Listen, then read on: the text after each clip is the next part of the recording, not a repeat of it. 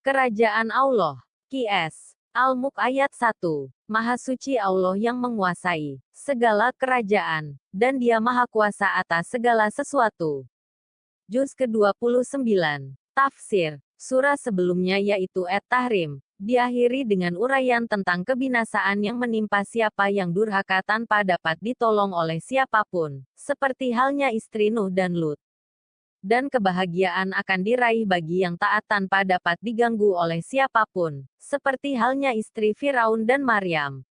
Ini disebabkan yang mengatur itu semua adalah Allah yang Maha Kuasa. Karena itu awal surah ini menguraikan kuasa Allah serta limpahan anugerahnya. Maha suci Allah yang menguasai segala kerajaan, di langit dan di bumi. Dan Dia Maha Kuasa atas segala sesuatu. Tidak ada satu perkara pun yang melemahkannya. Ayat ini menerangkan bahwa Allah yang Maha Suci dan yang tidak terhingga rahmatnya, adalah penguasa semua kerajaan dunia yang fana ini dengan segala macam isinya, dan kerajaan akhirat yang terjadi setelah lenyapnya kerajaan dunia. Allah berfirman, dan milik Allah lah kerajaan langit dan bumi dan apa yang ada di antara keduanya. Dia menciptakan apa yang Dia kehendaki. Dan Allah Maha Kuasa atas segala sesuatu. Al-Maidah ayat 17. Firman Allah yang lain. Segala puji bagi Allah, Tuhan seluruh alam, yang Maha Pengasih, Maha Penyayang, pemilik hari pembalasan. Al-Fatihah ayat 2-4. Allah adalah penguasa kerajaan dunia. Hal ini berarti bahwa Dialah yang menciptakan seluruh alam ini beserta segala yang terdapat di dalamnya.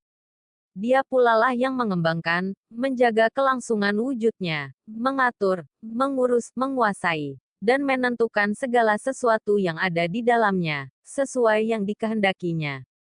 Dalam mengatur, mengurus, mengembangkan, dan menjaga kelangsungan wujud alam ini, Allah menetapkan hukum-hukum dan peraturan-peraturan.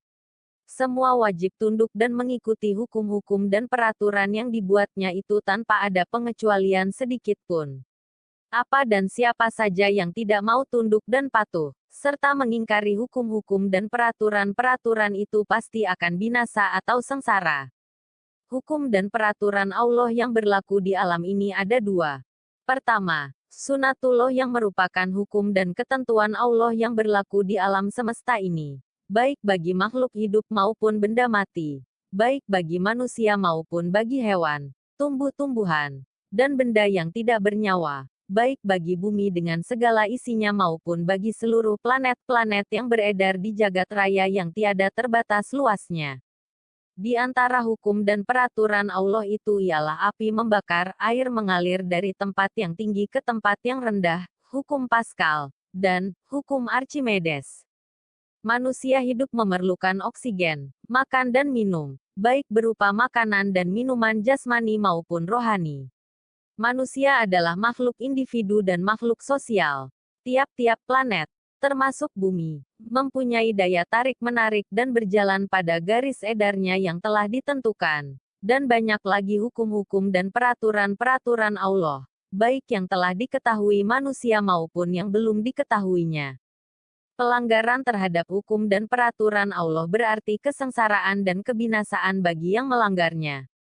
Seperti memasukkan tangan ke dalam api berakibat terbakarnya tangan tersebut, dan merusak alam atau menebang hutan yang melampaui batas berakibat banjir dan kerugian bagi manusia. Bahkan bintang-bintang dan meteor yang menyalahi hukum Allah akan mengalami kehancuran. Kedua, agama Allah, yang berisi petunjuk-petunjuk bagi manusia.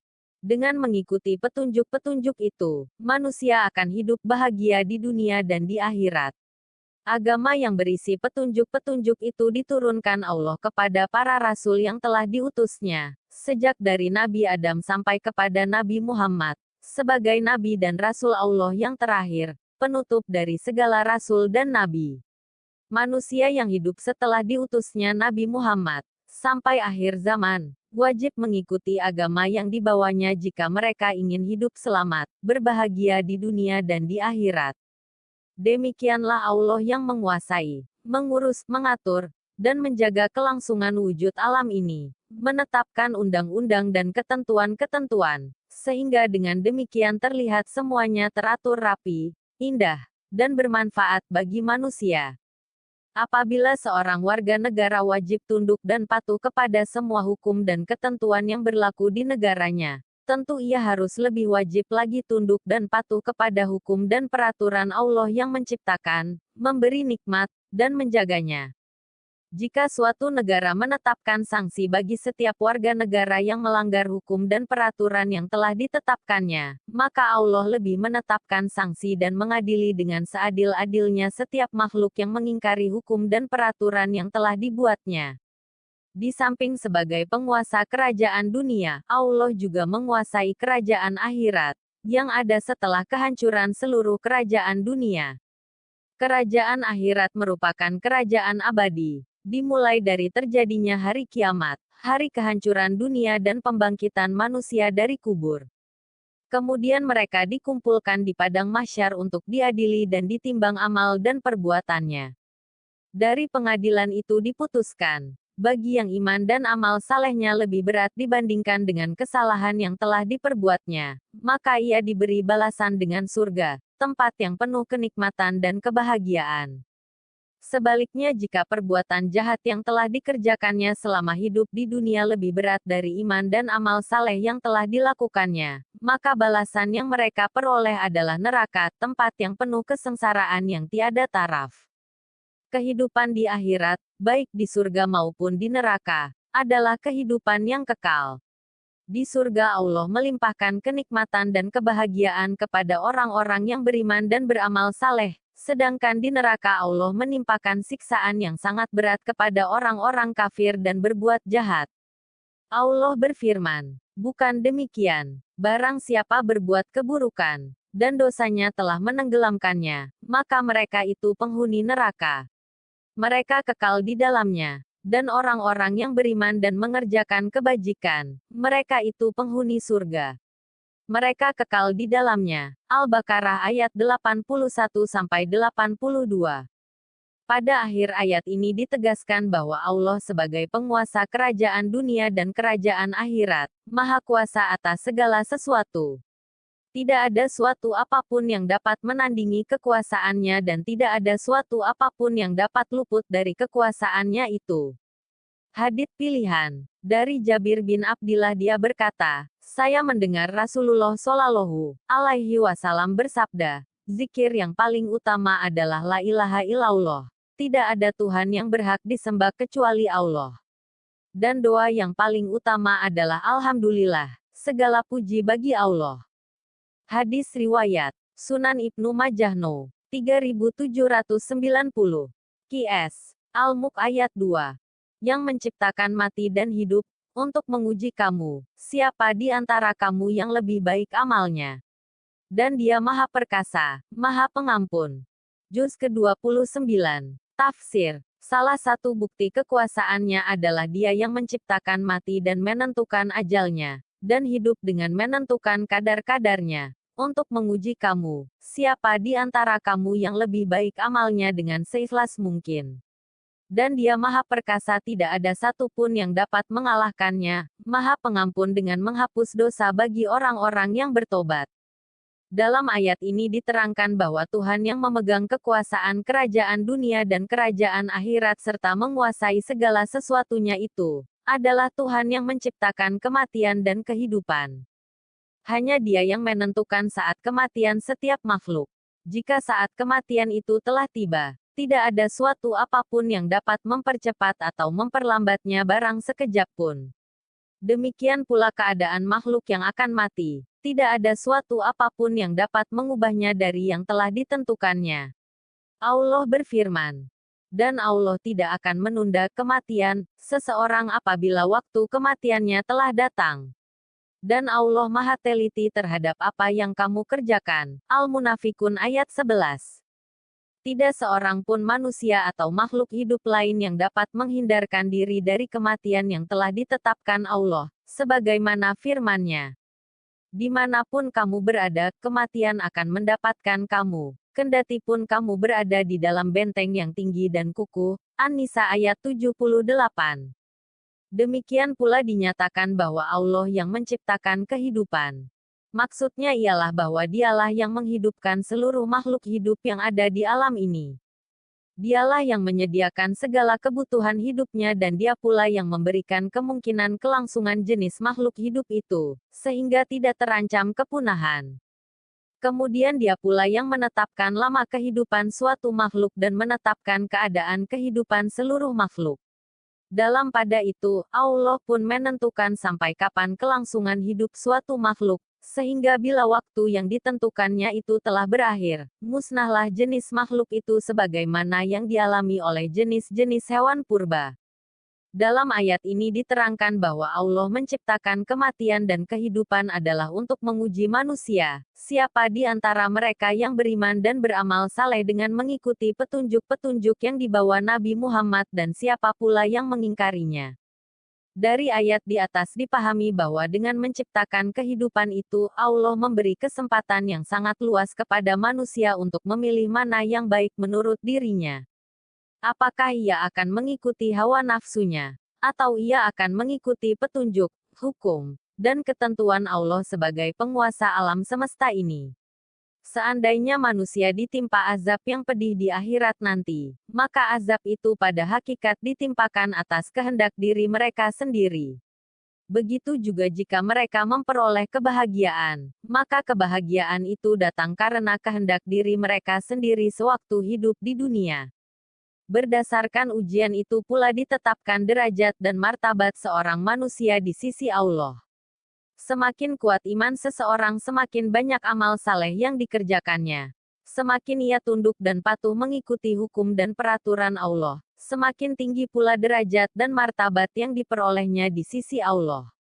Sebaliknya jika manusia tidak beriman kepadanya, tidak mengerjakan amal saleh dan tidak taat kepadanya, ia akan memperoleh tempat yang paling hina di akhirat. Kehidupan duniawi adalah untuk menguji manusia, siapa di antara mereka yang selalu menggunakan akal dan pikirannya memahami agama Allah, dan memilih mana perbuatan yang paling baik dikerjakannya, sehingga perbuatannya itu diridai Allah. Juga untuk mengetahui siapa yang tabah dan tahan mengekang diri dari mengerjakan larangan-larangan Allah dan siapa pula yang paling taat kepadanya. Ayat ini mendorong dan menganjurkan agar manusia selalu waspada dalam hidupnya. Hendaklah mereka selalu memeriksa hati mereka apakah ia benar-benar seorang yang beriman, dan juga memeriksa segala yang akan mereka perbuat, apakah telah sesuai dengan yang diperintahkan Allah atau tidak, dan apakah yang akan mereka perbuat itu larangan Allah atau bukan. Jika perbuatan itu telah sesuai dengan perintah Allah, bahkan termasuk perbuatan yang diridainya, hendaklah segera mengerjakannya. Sebaliknya jika perbuatan itu termasuk larangan Allah, maka jangan sekali-kali melaksanakannya. Pada akhir ayat ini, Allah menegaskan bahwa Dia Maha Perkasa, tidak ada satu makhluk pun yang dapat menghalangi kehendaknya jika ia hendak melakukan sesuatu, seperti hendak memberi pahala orang-orang yang beriman dan beramal saleh atau hendak mengazab orang yang durhaka kepadanya. Dia Maha Pengampun kepada hamba-hambanya yang mau bertobat kepadanya dengan menyesali perbuatan dosa yang telah dikerjakannya, berjanji tidak akan melakukan dosa itu lagi serta berjanji pula tidak akan melakukan dosa-dosa yang lain. Pada ayat ini, Allah menyebut secara bergandengan dua macam di antara sifat-sifatnya, yaitu sifat Maha Perkasa dan Maha Pengampun, seakan-akan kedua sifat ini adalah sifat yang berlawanan. Sifat Maha Perkasa memberi pengertian memberi kabar yang menakut-nakuti, sedang sifat Maha Pengampun memberi pengertian adanya harapan bagi setiap orang yang mengerjakan perbuatan dosa, jika ia bertobat. Hal ini menunjukkan bahwa Allah yang berhak disembah itu benar-benar dapat memaksakan kehendaknya kepada siapapun, tidak ada yang dapat menghalanginya. Dia mengetahui segala sesuatu, sehingga dapat memberikan balasan yang tepat kepada setiap hambanya, baik berupa pahala maupun siksa. Dengan pengetahuan itu pula, Dia dapat membedakan antara orang yang taat dan durhaka kepadanya, sehingga tidak ada kemungkinan sedikit pun seorang yang durhaka memperoleh pahala atau seorang yang taat dan patuh memperoleh siksa. Allah tidak pernah keliru dalam memberikan pembalasan. Firman Allah lainnya yang menyebut secara bergandengan kabar peringatan dan pengharapan itu ialah, Kabarkanlah kepada hamba-hambaku, bahwa akulah yang maha pengampun, maha penyayang, dan sesungguhnya azabku adalah azab yang sangat pedih. Al-Hijr ayat 49-50. Keterangan mengenai Qs. Al-Mulk. Surat ini terdiri atas 30 ayat, termasuk golongan surat-surat Makkiyah, diturunkan sesudah At-Tur. Nama Al-Mulk diambil dari kata Al-Mulk yang terdapat pada ayat pertama surat ini yang artinya kerajaan atau kekuasaan. Dinamai pula surat ini dengan Et-Tabarak, Maha Suci. Hadits pilihan. Dari Jabir bin Abdillah dia berkata, saya mendengar Rasulullah Shallallahu Alaihi Wasallam bersabda, zikir yang paling utama adalah La ilaha illallah. Tidak ada Tuhan yang berhak disembah kecuali Allah. Dan doa yang paling utama adalah Alhamdulillah, segala puji bagi Allah. Hadis riwayat Sunan Ibnu Majah No. 3790. Quran Surah Al-Mulk ayat 3. Yang menciptakan 7 langit berlapis-lapis. Tidak akan kamu lihat sesuatu yang tidak seimbang pada ciptaan Tuhan yang Maha Pengasih. Maka lihatlah sekali lagi, adakah kamu lihat sesuatu yang cacat? Juz ke-29. Tafsir. Kuasa Allah menciptakan hidup dan mati dikaitkan dengan kuasanya menciptakan alam raya. Yang menciptakan 7 langit berlapis-lapis sangat serasi dan harmonis. Tidak akan kamu lihat sesuatu yang tidak seimbang aib atau tidak sempurna. Pada ciptaan Tuhan yang Maha Pengasih, Tuhan yang rahmatnya mencakup seluruh wujud, baik pada ciptaannya yang kecil maupun yang besar. Maka lihatlah sekali lagi dan berulang-ulang disertai dengan berpikir yang keras, maka adakah kamu lihat atau menemukan padanya sesuatu yang cacat atau retak? Allah menerangkan bahwa dialah yang menciptakan seluruh langit secara bertingkat di alam semesta.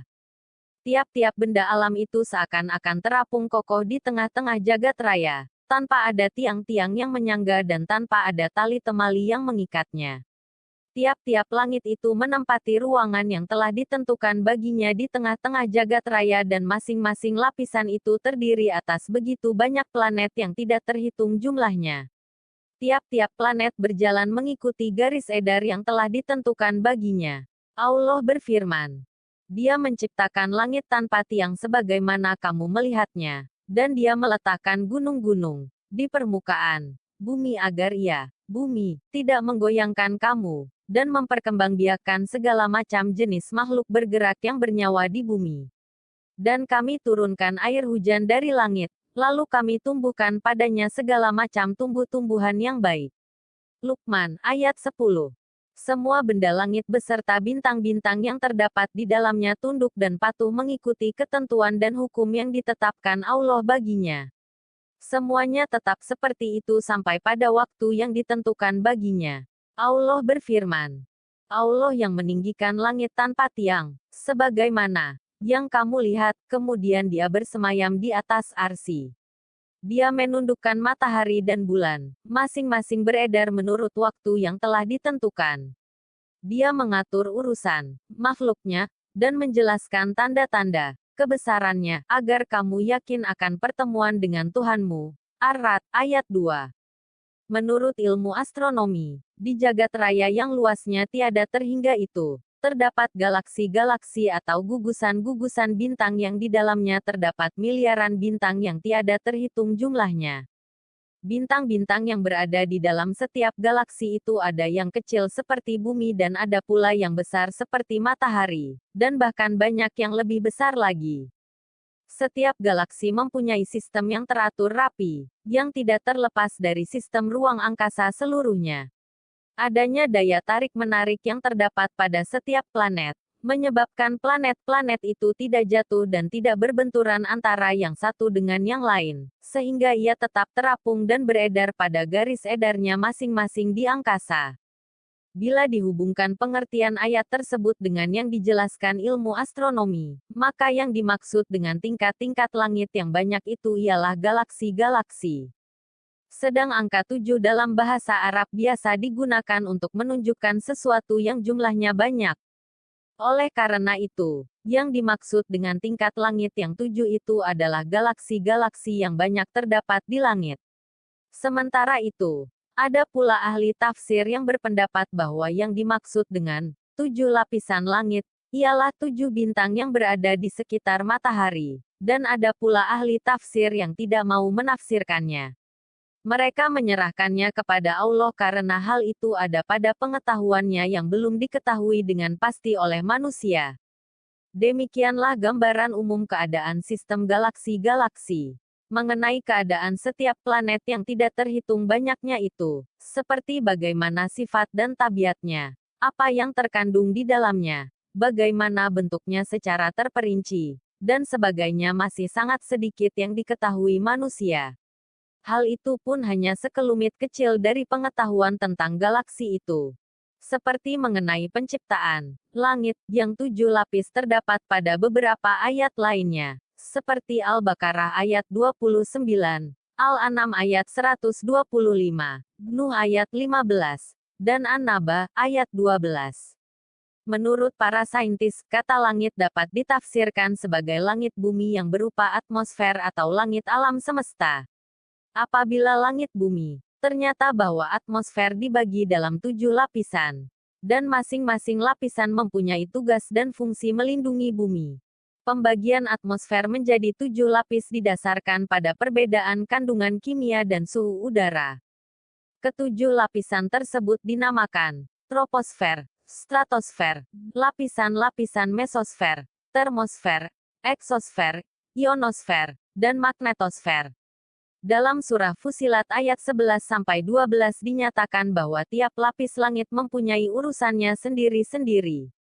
Hal ini dikonfirmasi ilmu pengetahuan, misal ada lapisan yang bertugas untuk membuat hujan, mencegah kerusakan akibat radiasi, memantulkan gelombang radio, sampai dengan lapisan yang mencegah agar meteor tidak merusak bumi. Akan tetapi, dengan adanya ayat 5 pada surah yang sama, Al-Mulk ayat 5, tampaknya yang dimaksudkan dengan langit bukanlah langit atmosfer, melainkan langit semesta. Bunyi ayat tersebut demikian. Dan sungguh, telah kami hiasi langit yang dekat, dengan bintang-bintang dan kami jadikannya, bintang-bintang itu, sebagai alat pelempar setan. Dan kami sediakan bagi mereka azab neraka yang menyala-nyala, Al-Mulk ayat 5. Dinyatakan secara jelas bahwa pada langit yang dekat mungkin dapat ditafsirkan sebagai lapis langit pertama, dihiasi oleh bintang-bintang. Kata yang digunakan bukan bintang, bentuk tunggal yang dapat menunjuk pada matahari sebagai bintang dalam tata surya, akan tetapi bintang-bintang, bentuk jamak. Dengan demikian, langit yang dekat adalah seluruh galaksi yang kita ketahui saat ini. Apabila demikian halnya, apa yang dinyatakan dalam Al-Quran mengenai hal ini, sama sekali belum dapat dijangkau oleh temuan ilmu pengetahuan. Berkaitan dengan itu, adalah suatu hal yang sangat sombong jika seorang manusia mengakui tahu segala sesuatu. Betapapun luasnya pengetahuan seseorang, masih sangat sedikit bila dibandingkan dengan pengetahuan Allah. Apabila seseorang mengumpamakan dirinya sebagai bumi, kemudian melihat dirinya terletak di antara planet-planet yang banyak itu, tentu akan merasa bahwa dirinya sebenarnya tidak ada artinya jika dibandingkan dengan makhluk Allah yang beraneka ragam bentuk dan coraknya yang tiada terhitung jumlahnya. Allah lalu memerintahkan manusia memandang dan memperhatikan langit dan bumi beserta isinya, serta mempelajari sifat-sifatnya. Misalnya, perhatikanlah matahari bersinar dan bulan bercahaya, sampai di mana manfaat dan faedah sinar dan cahaya itu bagi kehidupan seluruh makhluk yang ada. Perhatikanlah binatang ternak yang digembalakan di padang rumput, tumbuh-tumbuhan yang menghijau, gunung-gunung yang tinggi kokoh menjulang yang menyejukkan mata orang yang memandangnya. Laut yang terhampar luas membiru, langit dan segala isinya. Semuanya tumbuh, berkembang, tetap dalam kelangsungan hidup dan wujudnya, serta berkesinambungan dan mempunyai sistem, hukum, dan peraturan yang sangat rapi. Sistem itu tidak terlepas dari sistem hukum dan peraturan yang lebih besar daripadanya, yaitu yang berlaku pada seluruh alam yang fana ini.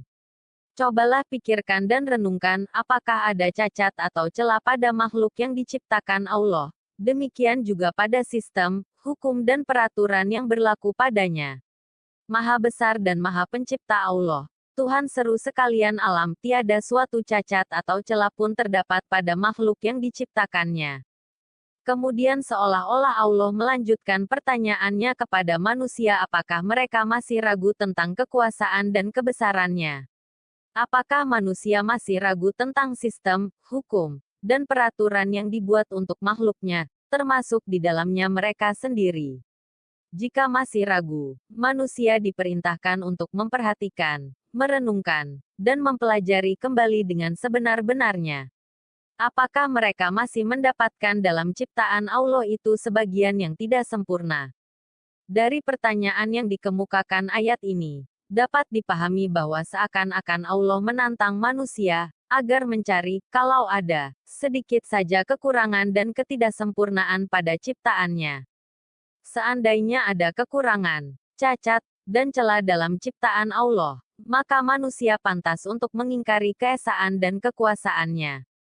Akan tetapi, mereka kagum dan mengakui kerapian ciptaan Allah itu, bahkan mereka mengakui kelemahan mereka. Jika demikian halnya, maka keingkaran mereka itu bukanlah ditimbulkan karena ketidakpercayaan mereka kepada Allah, tetapi semata-mata karena kesombongan dan keangkuhan mereka semata. Keterangan mengenai Qs. Al-Mulk. Surat ini terdiri atas 30 ayat, termasuk golongan surat-surat Makkiyah, diturunkan sesudah At-Tur. Nama Al-Mulk diambil dari kata Al-Mulk yang terdapat pada ayat pertama surat ini yang artinya kerajaan atau kekuasaan. Dinamai pula surat ini dengan Et-Tabarak, Maha Suci. Hadits pilihan. Dari Jabir bin Abdillah, dia berkata, saya mendengar Rasulullah Shallallahu Alaihi Wasallam bersabda, zikir yang paling utama adalah la ilaha illallah. Tidak ada Tuhan yang berhak disembah kecuali Allah. Dan doa yang paling utama adalah alhamdulillah, segala puji bagi Allah. Hadis riwayat Sunan Ibnu Majah No. 3790. Sumber, kemenak.go.id.